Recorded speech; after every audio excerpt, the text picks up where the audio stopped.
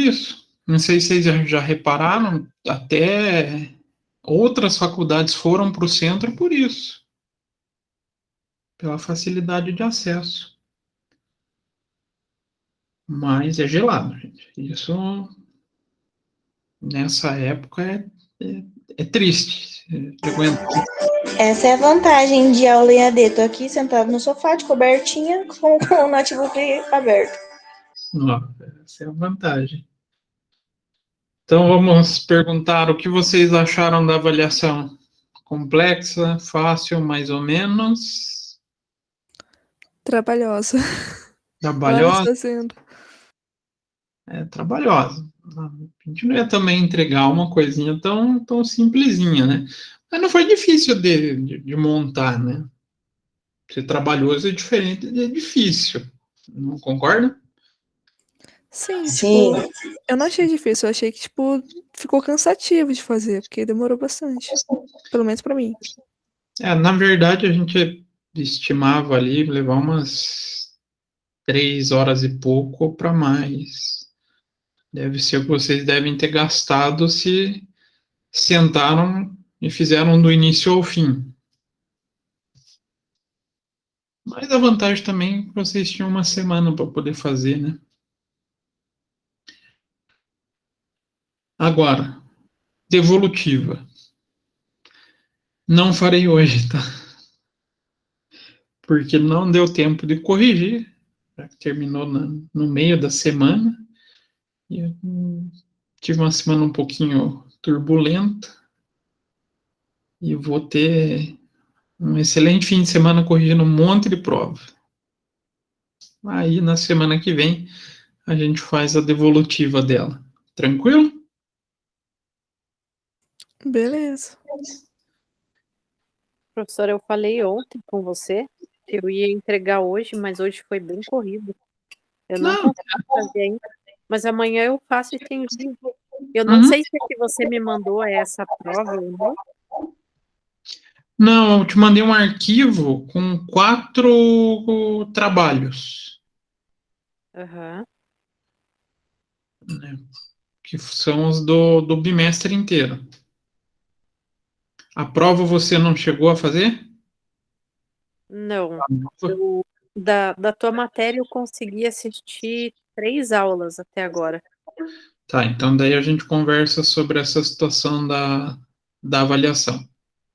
Uhum. Mas daí eu vou fazer. Acho que amanhã eu já faço essas. Você me passou. Daí Uhum. eu te envio e te digo que daí eu já posso fazer a prova. Tá, tranquilo. E hoje falaremos de um assunto que vem sendo bastante discutido, sempre está no noticiário. A gente vai falar de renda interna. E falando de renda interna, do seu principal indicador. Alguém consegue imaginar o que é utilizado para falar de renda interna?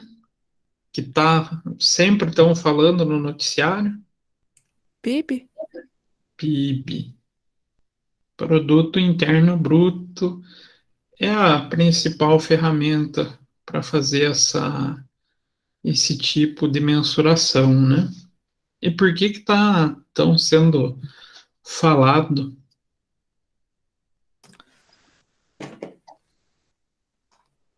Hum?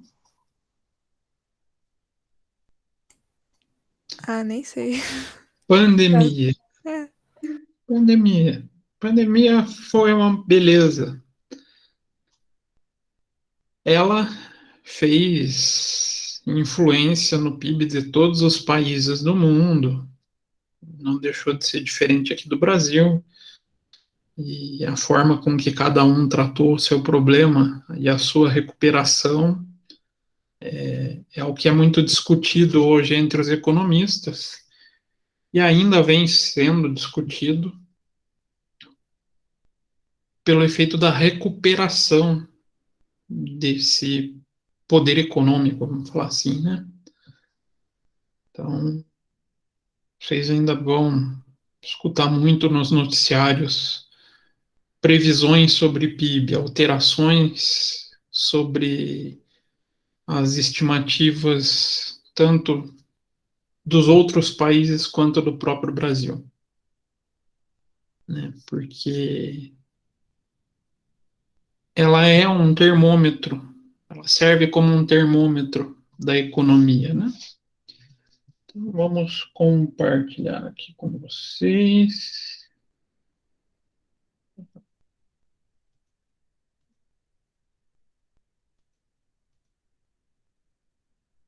Então, vamos lá falar sobre renda interna. Então, renda nacional bruta, juntamente ao PIB e ao PNB, renda per capita, ritmo de crescimento da economia e a própria distribuição de renda são indicadores, ou é um indicador utilizado para avaliar condições socioeconômicas de um país. Cuidado com esse termo. Por que aqui eu estou afirmando socioeconômicas de um país? Eu coloquei ritmo de crescimento da economia, renda per capita, distribuição de renda, principalmente esses dois últimos têm indicativos sociais. Renda nacional bruta, PIB, e Produto Nacional Bruto não tem muito a característica de um índice social, ele tem mais a característica de um índice econômico. Então, ela é calculada a partir da soma de todos os rendimentos de um país durante um ano. Salários, lucros, juros, honorários e aluguéis, dentre outras formas de geração de rendimentos. Tudo que a sociedade consegue agregar de valor durante o seu período de produção. Aí aqui tem até uma especificidade para o pessoal da contabilidade. O pessoal da contabilidade vai estudar uma demonstração chamada DVA. DVA, demonstração de valor adicionado. Toda empresa de capital aberto é obrigado a apresentar essa tal de DVA. Mas não são todas as empresas que são obrigadas. Ela é uma declaração que foi extraída em parte do antigo balanço social. Alguém já chegou a ouvir desse tal do balanço social? Já está começando a ficar coisa de velho falar isso. Eu me sinto velho. Que foi uma demonstração criada, idealizada pelo Betinho. Acho que a maioria de vocês não deve ter ouvido falar do Betinho, né? Então, Nunca ouvi falar. foi um ativista, ele era soropositivo e trabalhava em prol do combate à miséria. Então ele criou um demonstrativo para tentar tratar como as empresas contribuíam com o desenvolvimento da sociedade. Que interessante. E isso tinha virado uma métrica muito bacana entre as grandes empresas, onde elas também tinham a oportunidade de demonstrar como elas contribuíam com a riqueza do país. Né? Que se vocês parar, toda empresa gera riqueza para a sociedade, não gera? Lembram lá daquele tripé? Com Tem certeza. a população, né, os trabalhadores, as empresas e o governo fazendo a regulação. Então, as empresas passando a riqueza para o trabalhador em troca da mão de obra. Então, essa demonstração é um resquício da DVA. E, na teoria, se todas as empresas do Brasil fizessem uma DVA, e a gente somasse o resultado de todas essas demonstrações, a gente bateria exatamente com o valor do PIB ou do Brasil ou de um país que fizesse isso. Só que ela é uma demonstração brasileira, tá? Curiosamente, não existe ou não é apresentado em outros países. Então, quando vocês verem DVA, demonstração do valor adicionado, coisa do Brasil. Então, apesar de jabuticaba dar em outros países, é a nossa jabuticaba, como dizem, né? Então, embora seja utilizada na avaliação de condições socioeconômicas, a renda nacional bruta nem sempre reflete as condições do espaço analisado, pois é preciso, além de saber a renda nacional, é preciso também conhecer como essa renda está distribuída.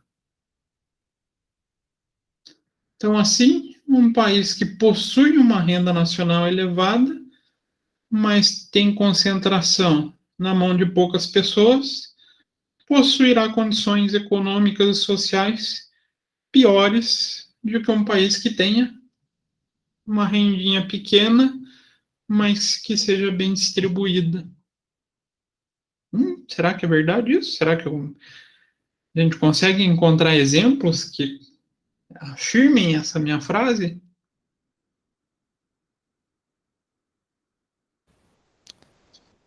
É verdade, mas o exemplo eu não lembro de um país, não. Se a gente pegar países pequenos, um bom exemplo, a Islândia. A gente quase nem lembra da Islândia, né? Não. País muito pequeno, movimentação econômica pequena. O PIB deles é pequeno, mas a distribuição dessa renda entre as per capita, ou seja, o PIB per capita, é mais linear. Então a qualidade de vida dessas pessoas acaba sendo melhor. E a gente pegar em contrapartida, para não falar o Brasil, vamos escolher outro país. Se pegar a Índia. A Índia tem um dos maiores PIBs do mundo. Mas será que a condição de vida entre todos os indianos é igual? Só a gente vê no jornal as imagens de como é o país. Não é tão igual, né? Então o PIB per capita apresenta assim, valores altos, onde poderia ser considerado um país que teria condições de um bom desenvolvimento humano, mas a má distribuição da renda faz com que isso não se torne realidade. Se assemelha com um certo país que começa com B, né? Então, o Brasil, de acordo com o IBGE, possui uma renda nacional de aproximadamente 3 trilhões de dólares. E se analisada individualmente ou comparada com a outro país da América Latina, ela pode ser considerada elevada. Na verdade, a gente é o maior PIB da América Latina, né? No entanto, quando a gente olha a condição econômica e social, a gente vê que problemas diversos existem, né? Demonstrando assim que o crescimento econômico que o país conquistou não foi revertido em qualidade de vida para a população. Vocês concordam com isso?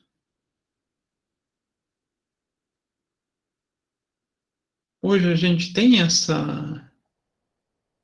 esse desenvolvimento econômico, essa capacidade produtiva alta no Brasil,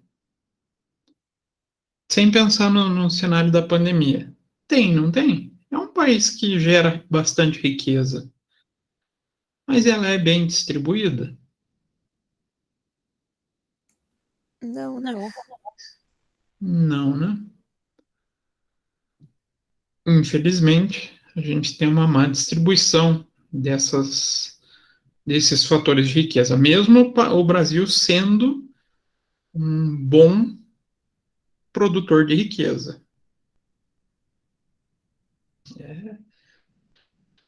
Aí lembram das políticas econômicas? A figura da política, qual mesmo que fala da tentativa de equalizar a distribuição de renda? Eu esqueci dessas políticas.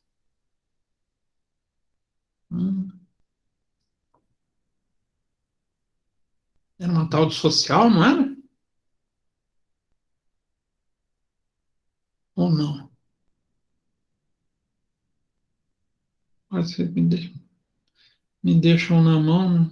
Vocês têm que considerar a minha idade, gente. Eu tô mais velhinho. A memória da gente vai capengando. Então, vocês são novos, vocês têm que me ajudar a lembrar. A idade bateu aqui também. É a política social, né? Vocês lembram das políticas? Quais são? Política fiscal, política econômica, política comercial, política social. Dentro dessas, quem mais tem influência, quem busca, ou qual a ferramenta que o governo utiliza para tentar equalizar essa distribuição de renda é a política social, né?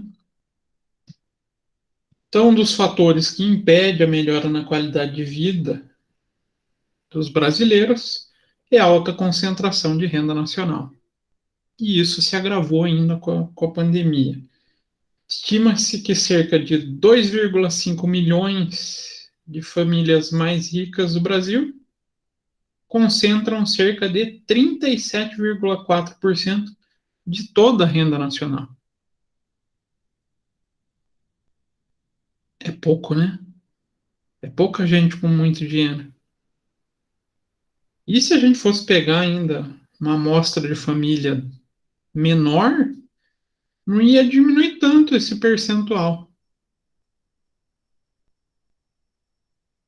A classe A, ela é pequena e detém muito a riqueza. Tem coisas que fogem até da nossa realidade. Vocês têm ideia de quanto custa, em média, uma cobertura no Leblon? Alguém arrisca um valor? Uma cobertura pequena, de 100 metros quadrados. Pequena. Uns 2 milhões? É quase isso, velho. Tá um pouquinho mais. 2.800. Um pouquinho bem mais. Eu acho que uns 4. 3.500. Sim, gente. Passa de 50. Passa de 50 milhões. Que família pode passar? Nossa, é de ouro? É o metro mais caro do Brasil. Metro quadrado mais caro que existe no Brasil. Que família pode sair comprando isso? Dá para contar nos dedos, né? Então, eu só trouxe esse exemplo para vocês, porque eu só tenho noção desse valor, porque tem uma cliente de consultoria, que de vez em quando eu atendo, que elas compraram, duas irmãs compraram um apartamento desse. Tá bom, né? A gente só atende elas, mas dá uma certa inveja branca. Não tem como não dar, né? É muito dinheiro, gente. Duas irmãs têm muito dinheiro. Elas têm jato, têm avião, os carros assim da. Nossa. E Uns com tanto, outros com tão pouco, né? Isso é muito então, engraçado. ó, é uma distribuição de É renda. triste, né? Mas É só a gente ver a própria cidade de Curitiba. Se a gente for ver a maior parte da riqueza vai estar concentrada em pouquíssimos locais de Curitiba. E o Tá pior, ali né? em Batel, né? Na verdade, a maior parte da riqueza de Curitiba não está nem em Curitiba mais, né? Vieram tudo para Pinhais. Ó, Pinhais é terra de rico, hein, gente? Pior que é verdade, aqui tem o Alphaville e os terrenos aqui é muito caro.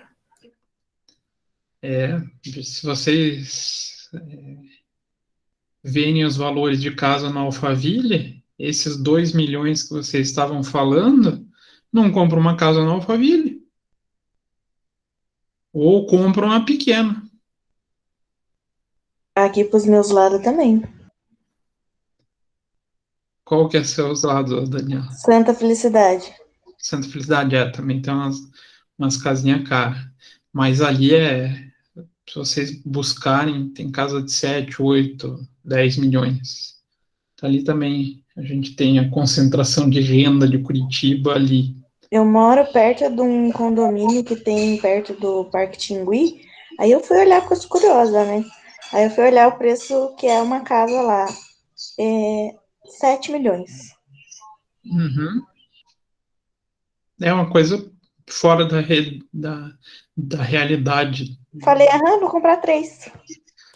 Só não compro porque não gostei do parque, não gosto do parque. Eu só não comprei 3 porque eu não gostei muito sim da cor das paredes só. No, o lustre não combinava com a sala, né? Não, achei muito pequenininha. É, E são aquelas casas com aquelas portas enormes, sabe? Que é do uhum, tamanho da parede, coisa mais linda. eu sempre sei. Eu conheço ali também no Alphaville, olha. Só a porta da casa é o tamanho da minha casa. Eu moro em apartamento, então também não posso falar de espaço, né?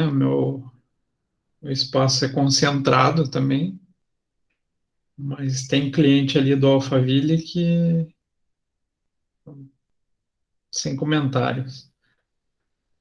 Então, dessa forma, o cálculo da renda nacional é um importante indicador de situação econômica, mas ele não tem possibilidade de ser utilizado sozinho. Ele é uma excelente métrica econômica, mas ele peca porque ele não fala nada do social, nada do desenvolvimento humano. Então eu posso falar um PIB maravilhoso para vocês. Aí a gente vai olhar o país, não tem uma educação de qualidade, não tem saúde acessível a todos, existe pessoas abaixo da linha da miséria. Não adiantou muito ter um PIB tão chamativo. Então ele é um indicador econômico, tá, gente? Não tem vínculo social. Então, se você utilizar de modo isolado esse índice, claro, a gente pode cometer falha de análise, onde situações econômicas que não condizem com a realidade podem ser apresentadas nessa análise. O Brasil é assim, né? O Brasil é um exemplo disso. Se a gente for considerar só o PIB, a gente pensa que é um país muito bom. Mas a gente sofre muito da desigualdade. Mas claro que não é só a gente, né? Tem vários países assim. Então, falando do PIB, principal métrica de renda nacional. Então, Produto Interno Bruto é um dos principais indicadores para analisar e classificar a situação econômica. Pode ser de uma cidade, de uma região ou de um país. Então, esse indicador nada mais é do que somatório de todos os bens e serviços, ou seja, de toda a riqueza gerada em um determinado período. Então, aqui a gente tem que fazer uma reserva de pensamento. A gente não pode confundir o PIB como se fosse um estoque de riqueza, como se fosse uma poupança.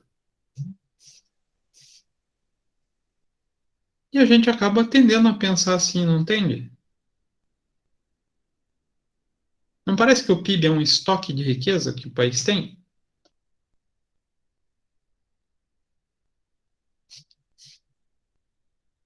Não, Não? não. Pra mim, não. Não. Mas se vocês perguntarem para muita gente, parece. Quando fala o PIB do Brasil está em X trilhões de reais. Muita gente vai pensar que é a quantidade de dinheiro que o país tem, mas não é. O PIB, na verdade, é a quantidade de bens e serviços que o país teve a capacidade de gerar durante um determinado período, ou que uma região ou um município gerou durante um determinado período. Então, a gente está falando, então, do produto final ofertado durante toda a cadeia econômica. A soma dos valores dessas cadeias econômicas são os geradores desse PIB. Então, não confundam, tomem cuidado, ele não representa um estoque de riqueza, mas sim um somatório do que é produzido pelo país. Então, o PIB é a soma de todos os bens e serviços produzidos em uma economia durante um determinado período. Então, o PIB ajuda a gente na avaliação se a economia está em períodos de crescimento e, por consequência, o padrão de vida pode estar melhorando. Claro, a segunda análise aqui, ela fica um pouquinho defasada se a gente não olhar outros indicadores.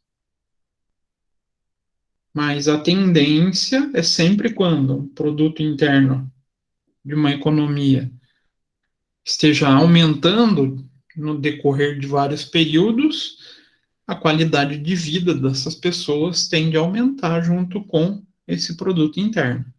Tende, mas nem sempre isso se realiza, né? Então, o ciclo que a gente pode imaginar da geração do PIB é esse. Então, nós temos. Por onde será que eu começo? Por aqui, por aqui? Ou isso aqui é um ciclo sem fim? Sequência, enfim. É um ciclo sem fim. Eu posso começar de qualquer lugar. A tendência é a gente começar por aqui, né? Falando do consumo. Então, famílias geram consumo, governo arrecada através do consumo, produtos, bens e serviços só são ofertados pela demanda de consumo, né? Que são gerados ou são utilizados em serviços que se traduzem em ganhos de qualidade de vida e produtividade que tendem a aumentar o PIB, garantindo a distribuição de renda, o consumo das famílias, o que passa do necessário do consumo gera os investimentos. Então, esse ciclo do PIB é um crescimento, ou um ciclo sem fim. Um crescimento não, né? Porque pode diminuir o volume monetário circulando durante esse período. Então, segundo o Banco Mundial, o PIB do planeta, ou a soma da riqueza da produção mundial, é de aproximadamente 71 trilhões de dólares. Bastante coisa, né, gente? Muito, nem consigo imaginar esse dinheiro.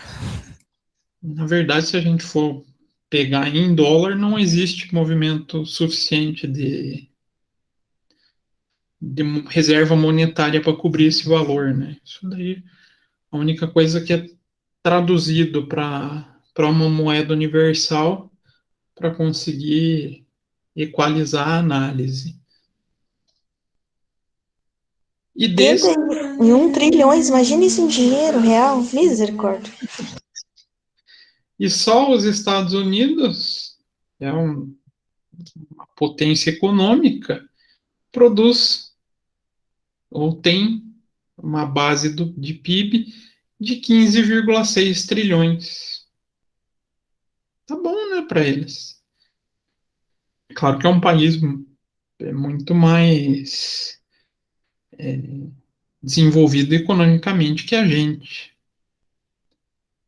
Brasil, a gente estava como em sétimo produtor até 2018, com 2,19 trilhões. Mas todos os eventos que aconteceram nos últimos períodos levou a gente para alguém, imagina que classificação?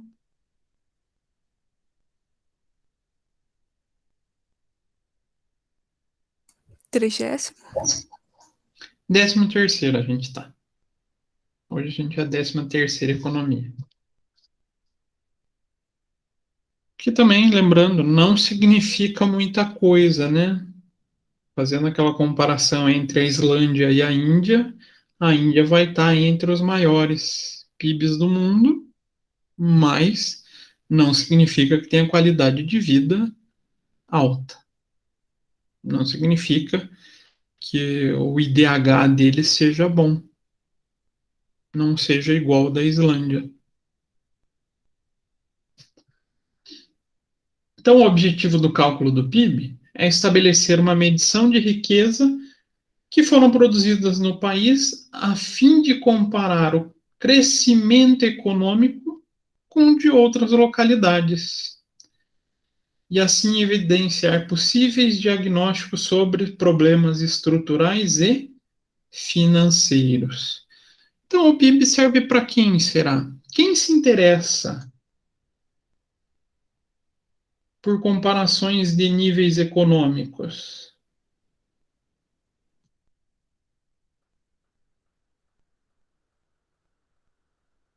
Hum? Hum? Os governos têm interesse? Até tem, mas eu acho que muitos nacionais, né? Multinacional? A multinacional tem, mas tem alguém que está acima da multinacional. Que estranho. Quem que fica acima da multinacional? O investidor da multinacional. Então aqui a gente tem tanto os governos, né, com a intenção de tentar utilizar o indicador para o melhor desenvolvimento do país, e os investidores como fonte de comparação de possível investimento. Vocês gostariam de investir? Aí, o investidor não pensa muito no lado social, né? Ou pensam? Hoje até aumentou um pouquinho esse ponto, né? Mas a tendência do investidor é o quê? O que ele busca em geral? Produzir mais pagando menos. Lucro. Mais pagando menos, que se traduz em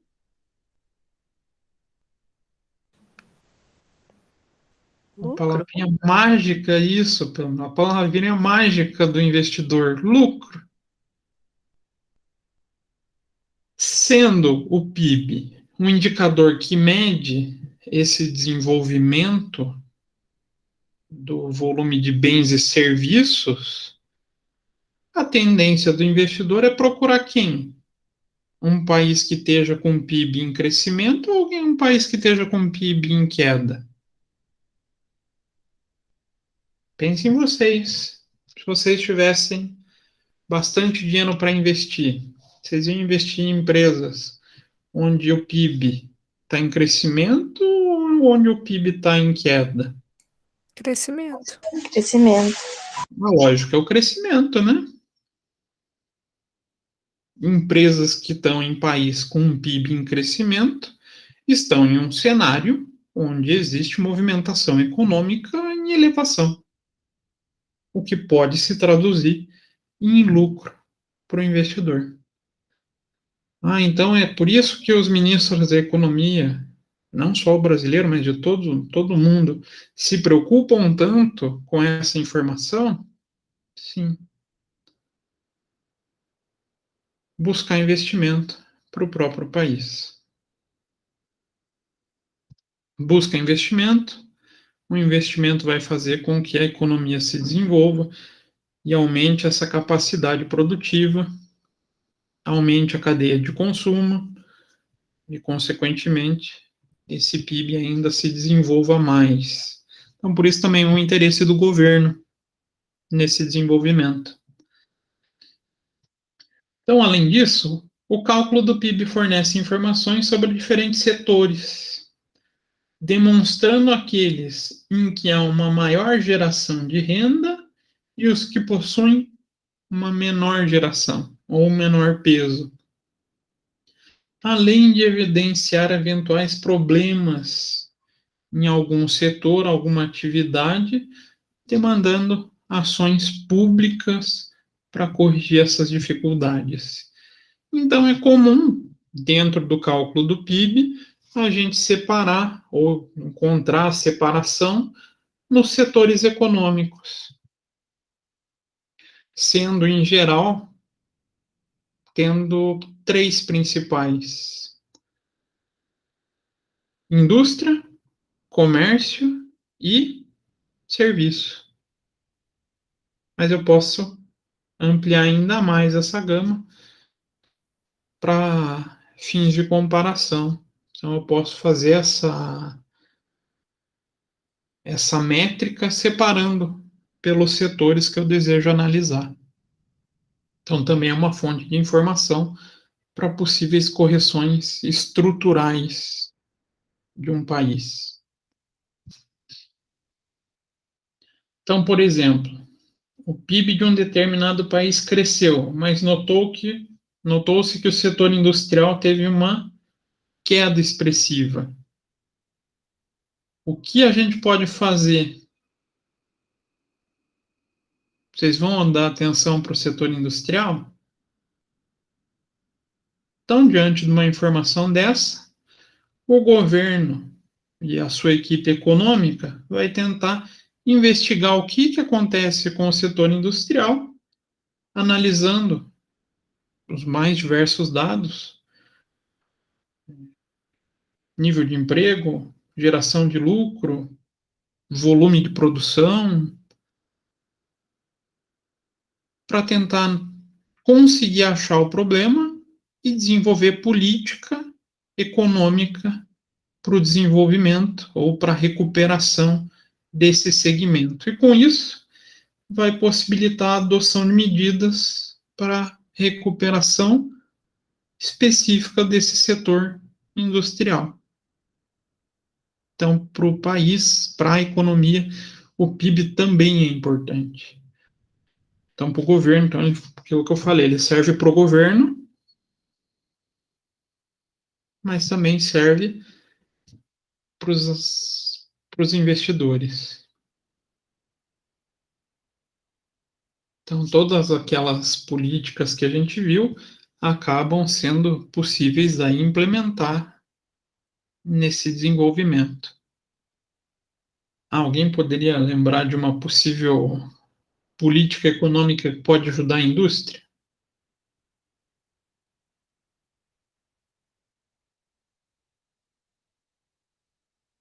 Hum? Hum?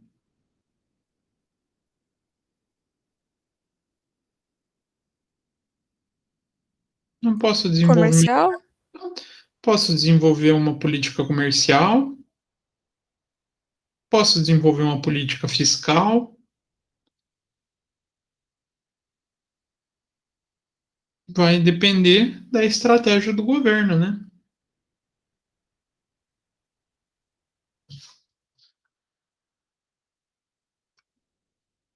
Mas como é que é o cálculo do PIB? Alguém arrisca falar?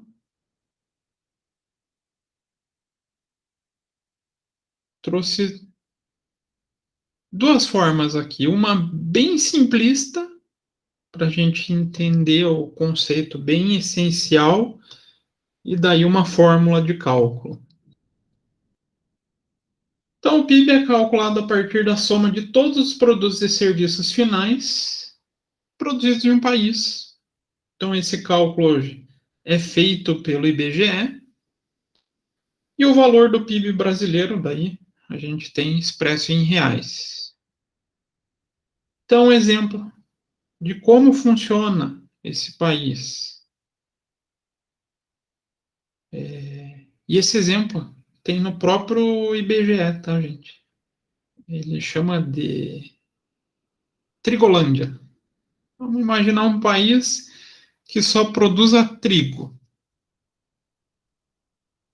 Então, país que só produza trigo, ele vai ter seu produto final somente pão.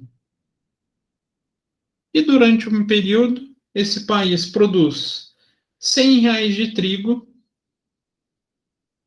que se transformarão numa venda de R$ 200 em farinha de trigo, que foi feita lá a partir do trigo plantado, e por sua vez se traduz em um produto final de R$ 300. Então, qual o valor é considerado para o PIB? Então, serão considerados R$ 300 desse PIB. E da onde vem esses R$ 300?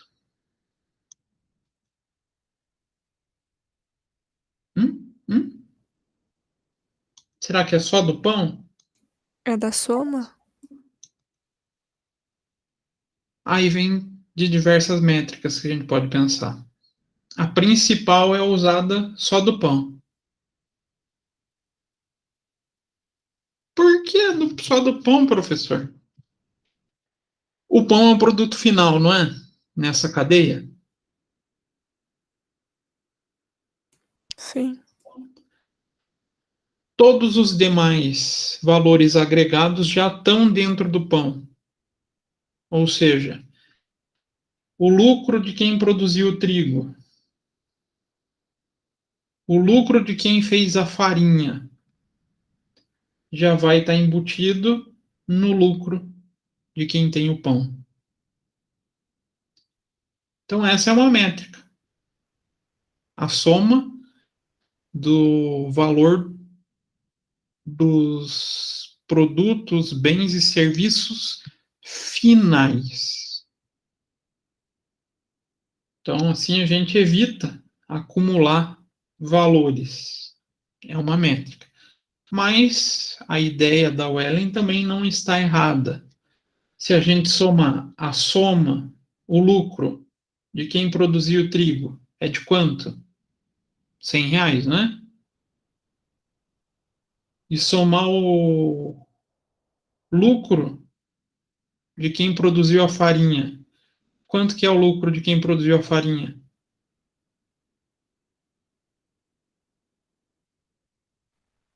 Sim.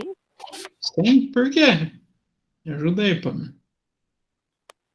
Ah, porque dos 200 ele pagou o trigo, R$ 100.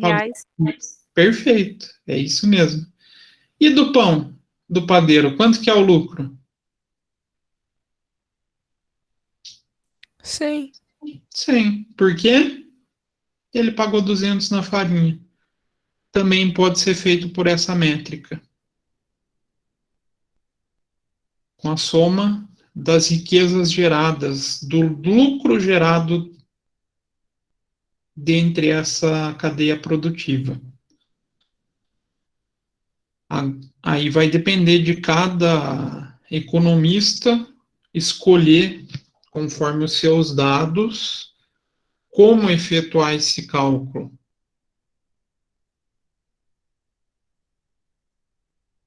Então, o PIB não tem uma única forma de cálculo, são várias as possíveis. Claro que a gente não vai ficar entrando aqui nesse ponto, porque já é matéria de econometria, né? A gente precisa saber entender o que é o PIB, para que ele serve, o que ele nos auxiliaria. Mas cálculo do PIB é função de economista, né? De quem está principalmente trabalhando no Brasil, no IBGE.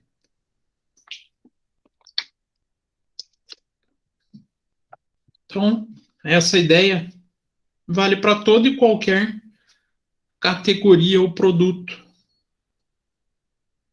Então, se a gente pegar a linha industrial, pegar a linha comercial, de vestuário, a gente consegue separar nos mais diversos setores e fazer esse processo de cálculo. Por isso, a gente consegue fazer o processo de análise setorial. Então, não são considerados nessa forma de cálculo bens primários e intermediários, para que não seja feita uma dupla contagem. Hoje, a forma de cálculo utilizada pelo Brasil é essa, a soma do produto final. Por isso que eu peguei o próprio exemplo utilizado pelo IBGE. Então, a forma de cálculo utilizada para o Brasil é a do produto final, para evitar essa dupla contagem. Outra forma, já um pouquinho mais complexa. Então, ó, entra nessa conta consumo das famílias, gasto do governo e os investimentos na empresa e do governo. Então, outra maneira de calcular o PIB, né, para vocês verem como a gente pode variar o cálculo, é através dessa fórmula. PIB vai ser calculado pelo gastos nas empresas do setor privado, mais os investimentos feitos na nossa análise, na região, na cidade ou no país, mais os gastos do governo e de empresas públicas, mais essa fórmula aqui, exportação menos importação. Então, mais o resultado da balança comercial. Também a gente chega no PIB. Então, existem várias métricas. Se a gente fosse detalhar cada uma delas aqui, a gente levaria umas 4 aulas tranquilamente. Mas a essência acaba sendo a mesma. Apesar de trazer fontes de dados diferentes, a essência traz o mesmo resultado. Mas no Brasil, a gente trabalha mais com essa figura de cálculo, tá? Até pela forma que o IBGE recolhe dados. Ela trabalha muito mais com a parte de receita de empresa. E ela tem declarações específicas para as empresas, que elas solicitam às empresas para conseguir fazer esse cálculo.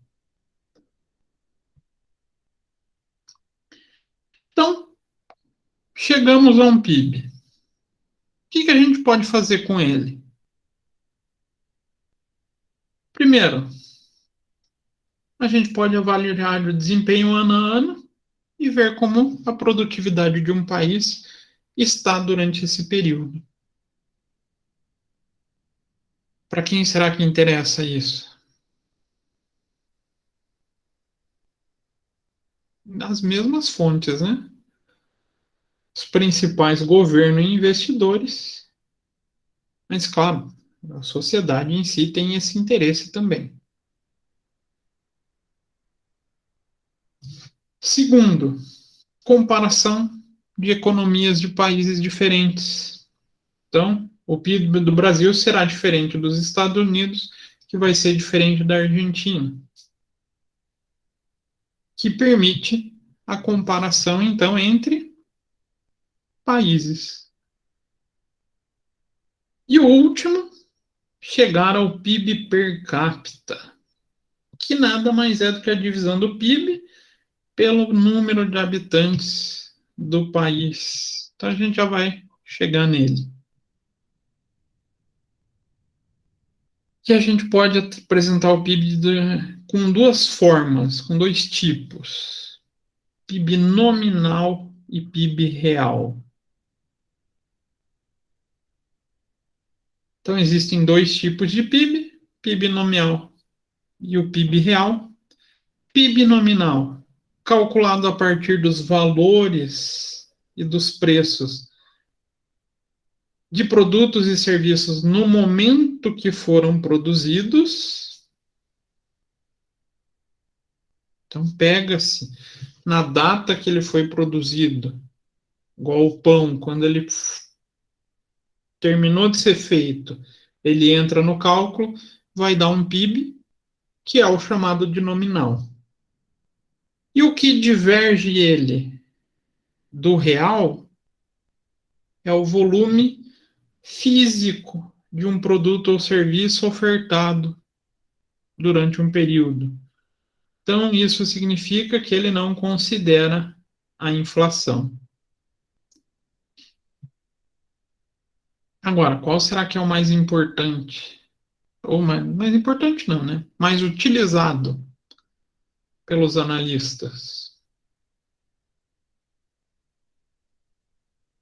Alguém arrisca? Nominal?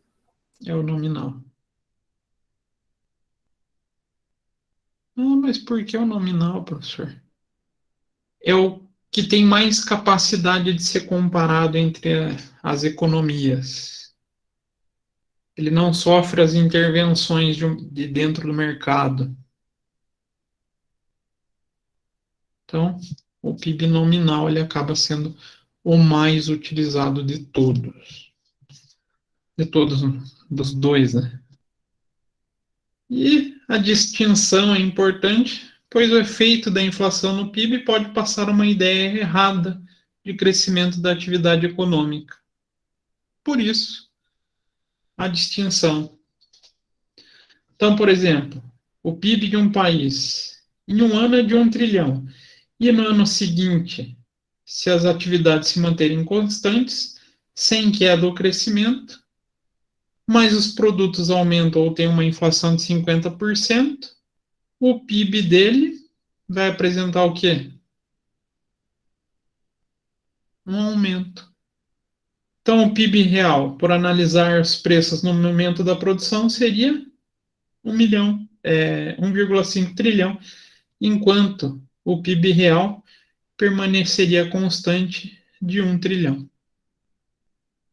Então, o efeito da inflação é o que diferencia os dois. E o PIB per capita? Basicamente, a divisão do PIB pelo número de habitantes de um país, de um estado ou de um município. Mas ele leva em conta que todas as pessoas tivessem partes iguais. Aí gera distorção. Então, segundo o IBGE, seria uma distribuição de renda equilibrada. Seria o que poderia ser considerado o ideal para um país, para uma economia estável. Então, quanto mais próximo as famílias têm de geração de renda do PIB per capita, sinal de melhor distribuição de renda e melhor qualidade de vida. Então, aquilo que eu falei, a Islândia. A Islândia, a riqueza gerada pelas famílias ou pelos indivíduos da família vai se aproximar muito do PIB per capita. Mesmo o país tendo um PIB pequenininho. O país tem uma renda um pouco mais igualitária. Isso garante que a população tenha acesso a uma melhor qualidade de vida. Diferente da Índia, onde o PIB é muito alto, o PIB per capita é relativamente alto, apesar da população dele ser grande, mas muitas famílias, ou muitos membros dessas famílias, têm sua renda muito inferior a esse PIB per capita. Isso traduz em desequilíbrio social. Então, teoricamente, quanto maior o PIB por pessoa, mais acesso a serviços e qualidade de vida. Então, na teoria, o PIB per capita alto seria uma maravilha se a renda das pessoas chegarem perto desse PIB per capita. Não sei se deu para compreender essa ideia. Deu, tranquilo. Se a gente chegasse na geração de renda das pessoas idêntico ao PIB per capita, seria o cenário ideal pregado pelo socialismo, né? Seria o cenário perfeito socialista, onde todos são iguais. Mas isso é economicamente inviável. As economias, a história já mostrou isso para a gente. A gente sempre vai ter esse desequilíbrio de renda entre as pessoas, né? Então, o PIB per capita, o PIB não indica qualidade de vida ou índice de desenvolvimento. Então, um país com PIB alto e a população também alta pode acabar tendo um PIB per capita baixo, o que não vai traduzir na qualidade de vida. Então, é o exemplo que eu falei da Índia, né? Tem um PIB altíssimo, mas uma população grande. Diferente da Islândia, um PIB razoavelmente baixo, com poucas pessoas, renda per capita alta. E o que a gente pode entender, ou o que a gente pode analisar como fonte de crescimento do PIB? Então, um dos fatores que mais influencia o crescimento do PIB é o consumo. Então, quanto mais pessoas consumindo, maior o PIB. Por quê?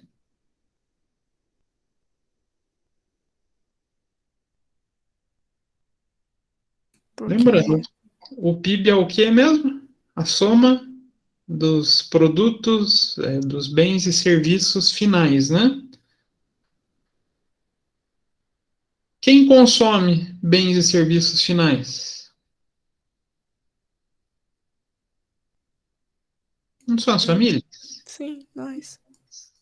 A gente consome. Se a gente está consumindo mais, o que as empresas vão fazer? Não vão produzir mais? Mais. Então, quanto maior a capacidade de consumo das famílias, maior vai ser o investimento em produção e, consequentemente, aumento do volume de produção e, resultado, aumento do PIB. Esse é o principal fator do crescimento do PIB. Então, existem formas de estimular esse crescimento. Então, o principal é o consumismo. E será que o governo incentiva a gente a consumir?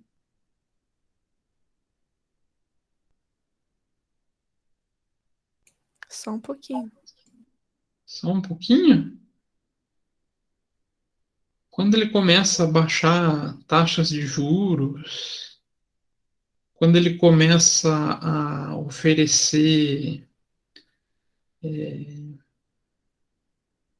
tributação baixa para determinados produtos, tudo isso ele está incentivando o consumo das pessoas. Tentar com que as pessoas consigam ter acesso ao produto mais barato e consumir ele. Então, existem dentro daquelas políticas econômicas como estimular esse consumismo. Então, como que a gente pode enxergar isso? A população compra mais e as empresas investem. Então, constroem fábricas, abrem lojas, compram máquinas, contratam mão de obra para produzir e assim atender a demanda. Isso se torna cíclico. Por quê? Para construir fábrica, para produzir novas máquinas, para ter mão de obra, vai fazer o que com a população? Não vai gerar emprego? Sim? Não? Sim, Gerando emprego, vai gerar renda para as famílias? Sim. sim. Gerando rendas para as famílias, não vai aumentar o consumo?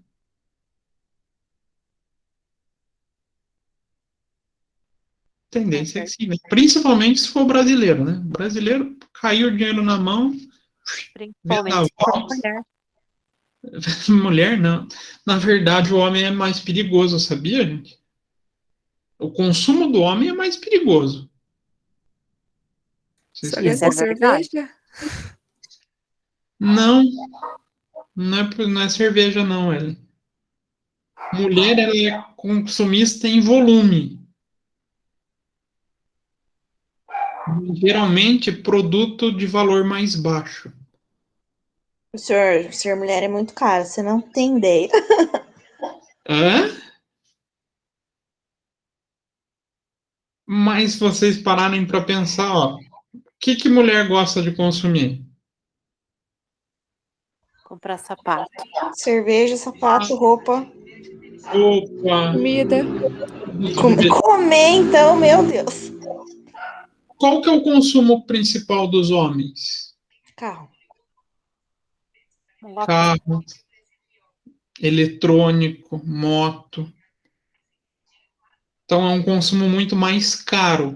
O volume é menor, mas o consumo é mais caro, é pior, um pouco pior economicamente falando, para a economia da família, né? Então o homem pode parecer ter a fama de não ser o consumista, mas quando ele põe para fora esse consumo, geralmente é uma pancada maior. Mas é necessário. Se a gente pensar na economia, o consumo ele é necessário, né, para a gente fazer essa economia. Outra forma de acelerar esse desenvolvimento, governo. O governo gastar mais.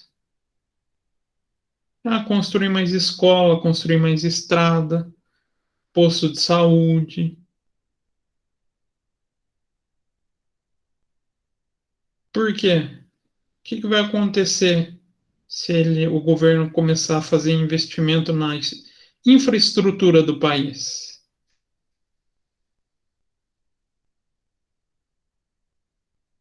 Não vai gerar mão de obra?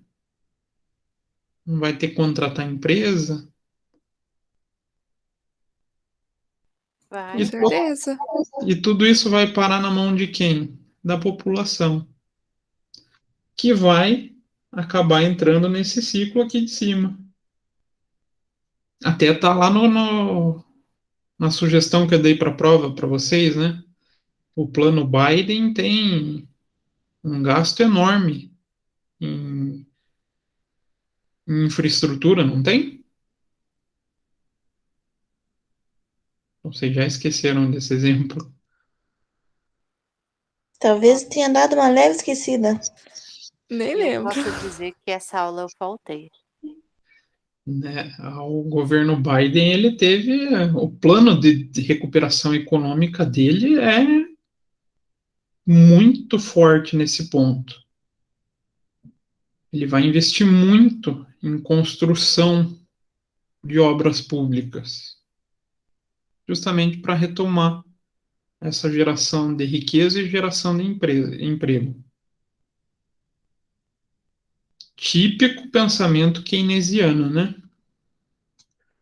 Outro fator que pode fazer o PIB crescer: fortalecimento das exportações, principalmente de produtos acabados, que o Brasil não é muito forte, né?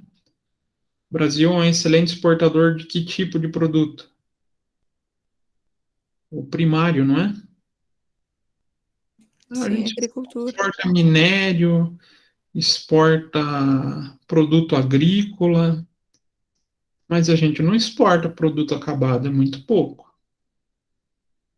Mas, mesmo o produto primário ajuda nesse desenvolvimento do PIB, mas é muito menos do que a exportação de produtos com valor agregado ou produtos acabados. Por que que a China cresce tanto, gente? Que até a gente teve uma frase infeliz do presidente essa semana. Quem é o país que mais cresceu o PIB durante a pandemia? Foi a China, não foi? Claro que ele falou besteira, né? Não tem nada a ver Por causa da com. vacina? É porque ele exporta todo tipo de produto acabado. Mas a fala dele, será que foi por conta disso? A besteira que ele falou é envolvendo vírus e vacina, né? Descolado da realidade. Mas eles cresceram porque eles são produtores de produtos com valor agregado. Eles exportam eletrônico, exportam produtos industrializados. Isso faz com que a economia deles tenha esse desenvolvimento. Então, hoje, muita coisa que a gente compra, seja de eletrônico, seja de vestuário, de qualquer área, seja remédio, muita coisa da China vem de lá.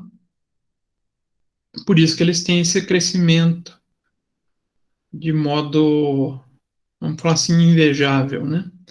Eles têm muito forte essa exportação. E também quando a gente consegue diminuir o nível de importação. Se a gente consegue ter uma produção nacional, favorece o desenvolvimento do PIB.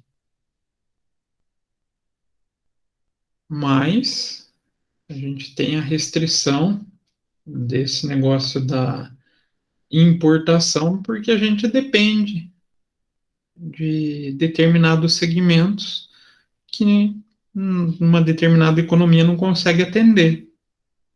Por exemplo, voltar para a China. A China também importa muito, né? Mas que tipo de produto que ela importa? Ela importa muito produto acabado?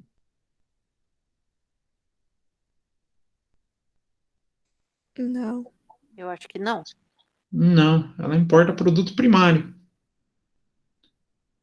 É soja, até nosso principal consumidor de soja é a China.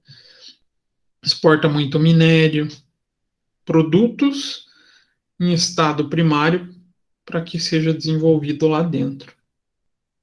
Então a gente tem essa tendência de importar, mas quanto menos a gente importar, a tendência é que o PIB aumente. Então, como os dados do PIB interferem na economia?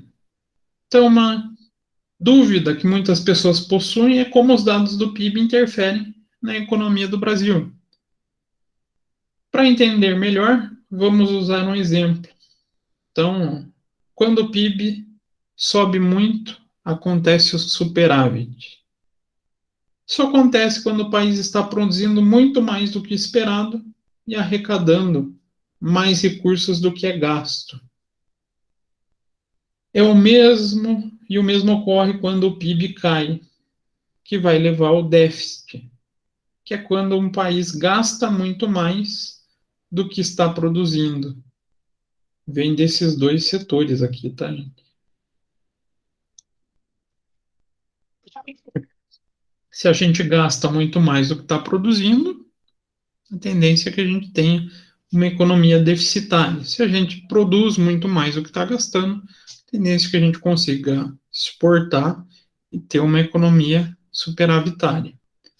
Com esses dados, então, é possível realizar comparações de cenários econômicos entre o Brasil e outros países e tratar, então, dessa forma, medidas de estímulo para o desenvolvimento do país. Então, o interesse, falando em macroeconomia, lembrando, macroeconomia, a economia vista a grandes olhos, principalmente daí pelos governos, né? É a busca de soluções para suas fraquezas estruturais. Tentar o desenvolvimento de setores onde a produção não ocorra de modo satisfatório a ponto de conseguir competir com outros países.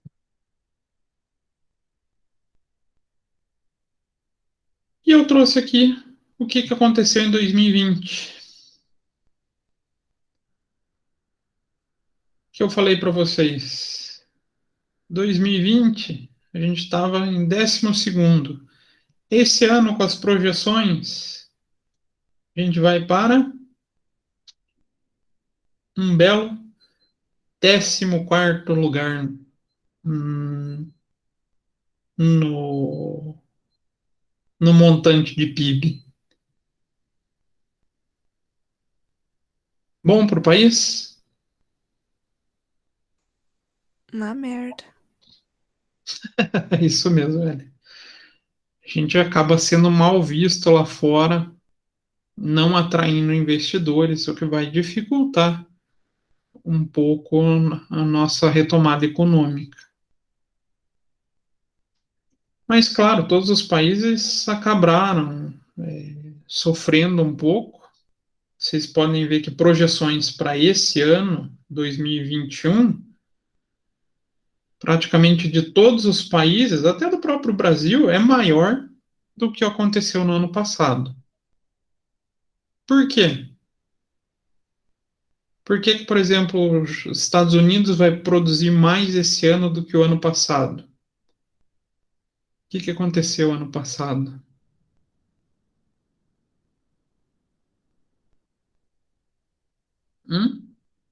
Eles ficaram parados por causa da pandemia?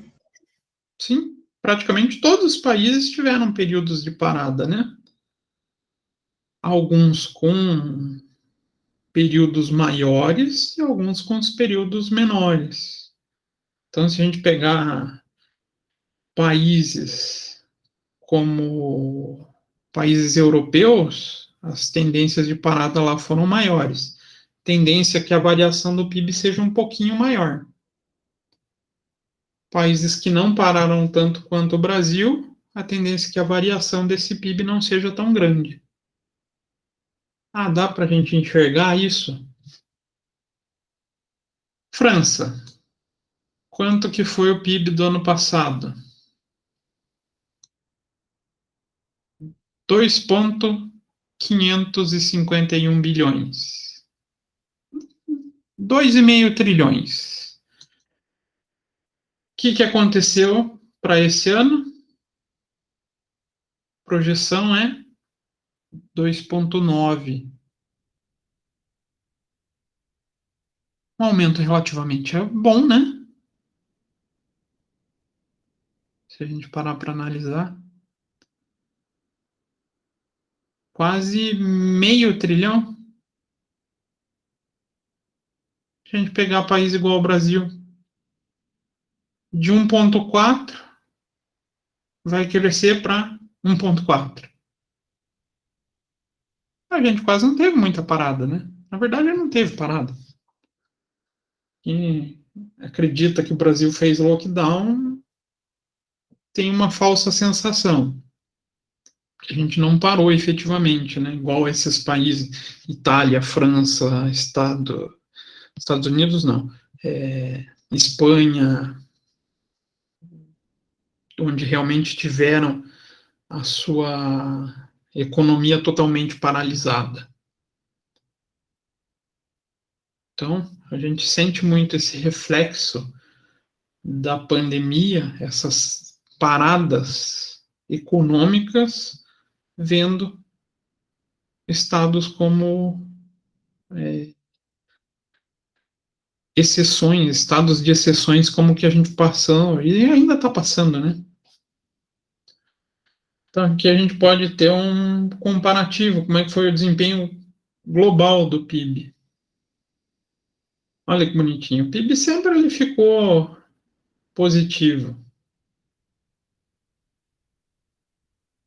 Aqui teve um periodinho negativo. Alguém lembra desse período? 2008 para 2009? Não lembro, professor, o que aconteceu? A gente teve uma bolha imobiliária nos Estados Unidos que gerou uma crise global. Uma crise financeira global e recessão de 2008. Impactou fortemente o PIB mundial em 2009. Aí as medidas dos governos fizeram a retomada, até que chega 2020. Olha o que a pandemia fez com a gente, hein? Nenhuma crise como a de 2008 se refletiu como a gente teve na pandemia. Tamanho foi a paralisação econômica que a gente teve.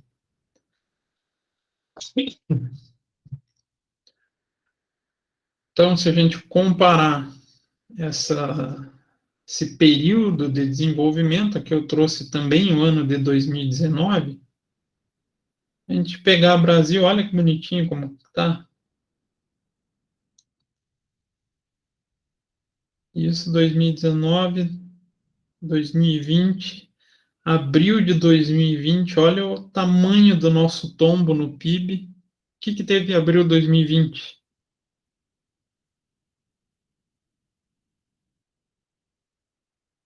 Não foi o período que teve o maior período de isolamento, vamos falar assim, onde as empresas, as cidades realmente pararam de uma maneira um pouco mais forte.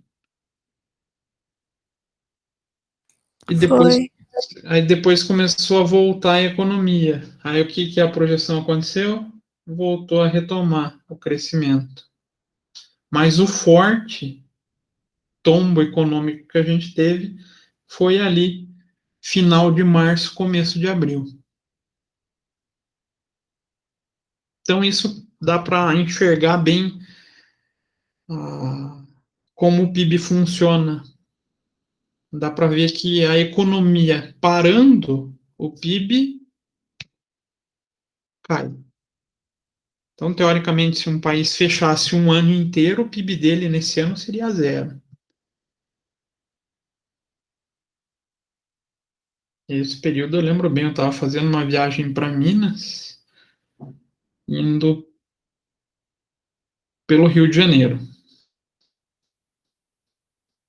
Aí, quando eu estava em Minas, saiu as notícias das primeiras mortes, né, os governos todos entraram nesse modo de precaução, E eu tive um voo no primeiro dia de restrição no Rio de Janeiro para voltar para Curitiba. Não podia andar de a pé pela cidade, mas pense no passeio de carro pelo Rio de Janeiro mais tranquilo da face da Terra. A gente não encontrava ninguém na rua, também não encontrava ninguém aberto, né? Para vocês verem como isso pode acarretar no PIB de um local ou de um país. Foi tão triste isso, gente, porque alguém já foi lá pro Rio? Quem conhece o Rio lá? Não, eu não. Então, sugiro quando vocês forem conhecerem a Confeitaria Colombo. Muito boa, é caro, mas como é mais doce, essas coisas, a gente não pode comer muito mesmo, senão dá problema de engordar, diabetes, coisa errada. Mas ela é uma instituição centenária, assim, a ponto de ter funcionado 130 anos sem fechar a porta. E eu consegui estar lá no único dia, no primeiro dia de fechamento de porta daquele negócio. Olha que coisa dramática. Eu sempre, quando consigo passear por lá, né? Passear que eu digo, vou atender alguém para aquela região, acabo tentando comer alguma coisa lá, né? Gordo, gosto de comida. Então, consegui presenciar essa cena, essa confeitaria Colombo fechada, depois de 130 anos de funcionamento seguido. Olha que coisa. É muito legal lá, gente. Muito, assim, um cenário muito histórico, assim. Dá a impressão que você está lá no começo dos anos 1900. Bem. Quem sabe num breve futuro aí. Às vezes vocês vão a trabalho, às vezes a gente acha, eu nunca vou para lá. Não, gente, às vezes mandam a gente a trabalho pelo lugar. Daí é claro que a gente aproveita, né? Ou vai dizer que vocês não aproveitariam? Com certeza. Tem Com que aproveitar. certeza. O Rio é muito bonito. Vocês vão para lá, mesmo que seja trabalho, trabalha, depois vai tentar tirar um tempinho e vai aproveitar um pouquinho. É normal isso.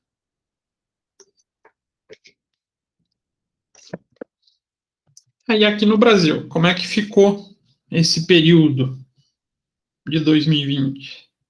Olha onde a gente teve o tombo. Cadê o meu mouse aqui? A gente achei.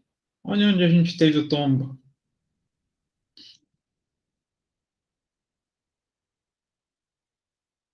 Abriu todos os segmentos. Alguns segmentos sofreram menos. Por quê?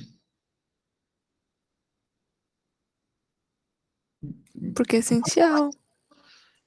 Exatamente. Setores que são essenciais tendem a sofrer menos. Porém, o serviço que deveria sofrer menos, e sofreu, né, se a gente pensar em termos de queda, ele não teve uma recuperação tão alta. Por quê? Inflação? Não. Tem setores ainda do serviço que não conseguiram voltar. Não concorda? Ou voltaram de maneira mais tímida. Ah, vocês mulheres sabem muito bem. O salão está conseguindo funcionar como funcionava antigamente? Não voltou a funcionar direito esses dias.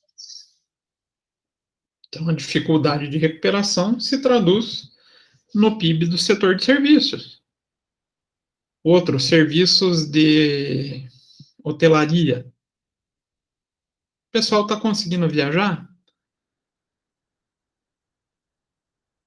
Não, Pouca também. gente está Não. viajando, né?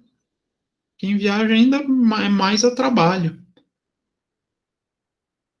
Serviço que também não conseguiu a plena retomada.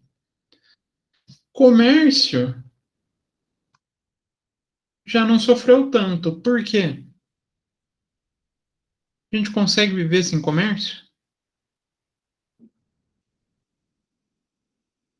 Não.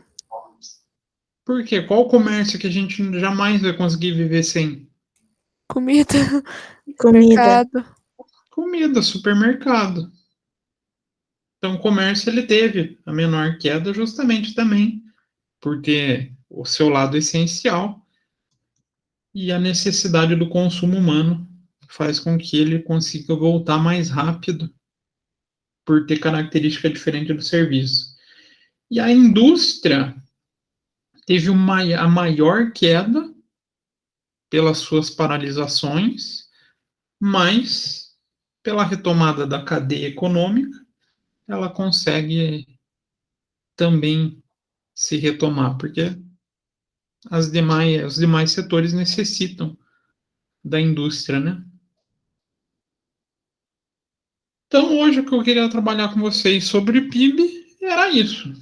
Não sei se, claro, a ideia não era, vamos falar assim, trazer tudo sobre PIB, porque eu falei para vocês, né, se fosse falar dos cálculos, das mais variáveis métricas, a gente gastaria várias aulas para isso. Mas trazer essa noção do que é o PIB. E não sei se eu consegui atender. O que vocês acham? Agora, quando vocês falarem, ou quando vocês falarem, não, quando vocês escutarem, vai ficar mais fácil entender o assunto em discussão? A Com importância certeza. do assunto? Sim, ficou bem claro. Por enquanto. Tentei trazer assim da maneira mais didática possível. Por quê? Nós, contadores e administradores, não não nos envolvemos de forma aprofundada com o PIB. A gente é um utilizário ia ficar feio, né? Um usuário dessa informação para projeção de cenário só, para perspectivas futuras de como a gente vai conduzir a nossa empresa, se eu vou conseguir aumentar minha produção, se eu vou diminuir, se eu vou precisar de mão de obra, se eu não vou ter que me desfazer da mão de obra, mas não que a gente precise efetivamente conhecer a fundo o PIB a ponto de escolher políticas econômicas. Isso é muito mais para os economistas, né? Então, a ideia é trazer essa noção essencial. Espero que eu tenha atendido, tenha conseguido. Então, essa semana vou deixar vocês um pouquinho mais tranquilos, já que vocês passaram por essa semana de trabalhos e provas. E só vai ter para vocês, então, as questões de frequência. Coloquei 4 questões, 3 no formato certo ou errado, e uma de múltipla escolha. Nossa, professor, mas questão de certo ou errado é tão banal. Parece tão banal, não parece? Ah, é que mais confunde a gente. E sabe quem adora isso? A banca que faz concurso para o INSS, a CESP.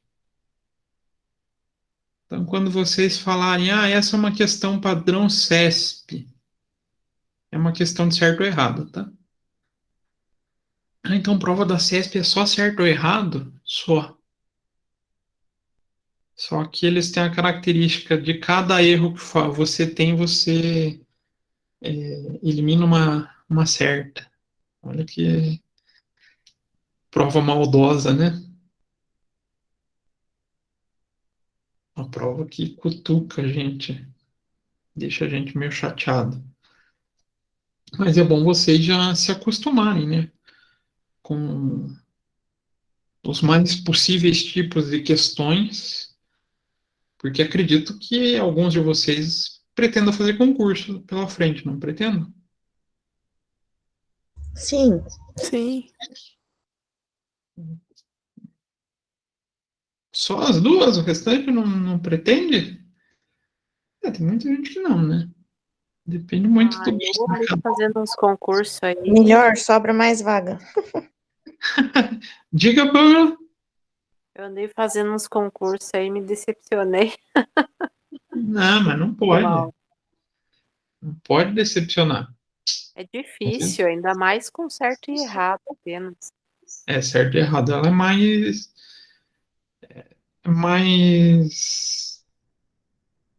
não vou falar assim, ela judia mais o candidato. Mas tudo é uma questão de vocês se prepararem, tá? O concurso tem meios para a gente escolher o caminho que a gente quer seguir. Como assim, professor? Eu quero me preparar para uma determinada prova. Qual que é a principal dica que professor de cursinho dá? Estudem questões especificamente da banca que vai preparar a prova. Por quê?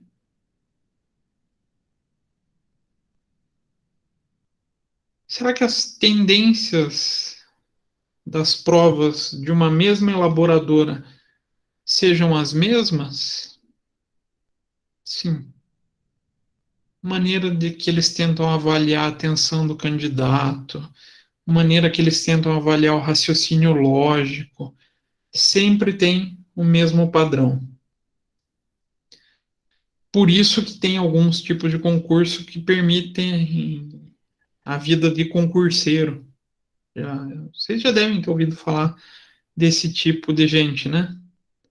Aquelas pessoas que passam 2, 3 anos se preparando para um concurso.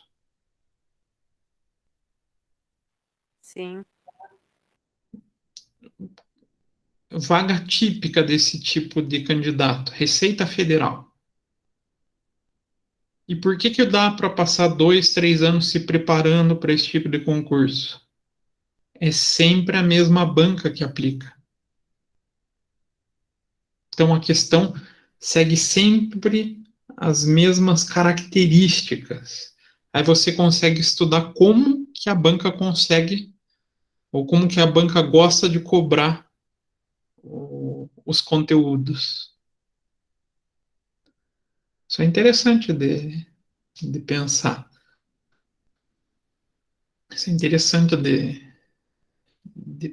estudar. O pessoal de contábeis vai ter que se acostumar com um tipo de questão, né? Pessoal de contábeis, está aí? Tô aqui. Vocês sabem que a profissão de vocês tem a prova no final do curso, né?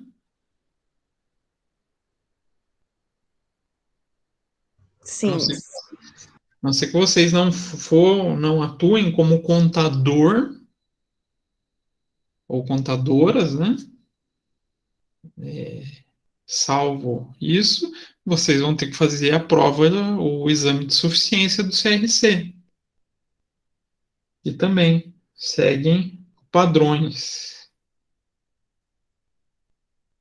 Então, as bancas têm padrões. Então, é bom que vocês vão acostumando com isso. Então, todo mundo que tiver mais disciplina comigo vai continuar encontrando esse tipo de questão. Principalmente quando for de contabilidade.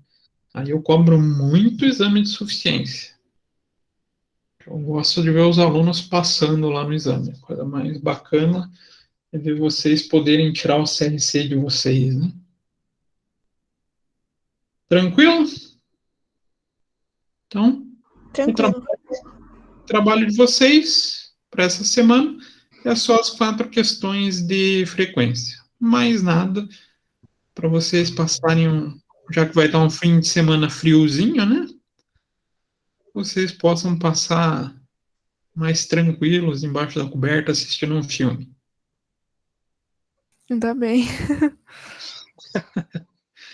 Então tá, gente. Então, a gente se vê na sexta-feira que vem, né? Se tudo der certo, se Deus permitir, no mesmo horário. Beleza? Beleza. Boa noite, professor. Bom final de Boa semana. noite, gente. Bom descanso. Boa Boa noite. noite. Boa noite. Boa noite, Pamela. Boa noite, Brenda, Ellen.